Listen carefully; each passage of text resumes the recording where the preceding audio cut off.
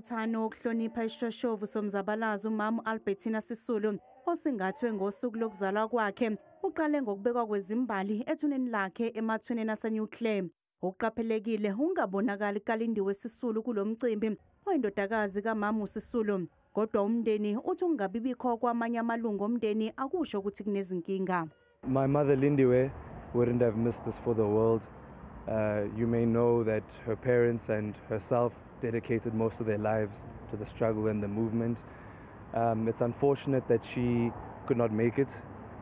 It was under slightly severe circumstances, but she will make a full recovery.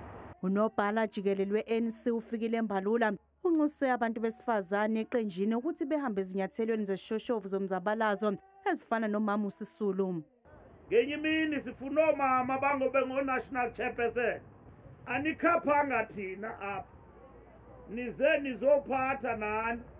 UMbalula uthi ANC izophothula amacala asele aphambi kwekomidi lawo lezobuqotho njengoba iphezu kwezinhlelo zokuzivuselela kabusha.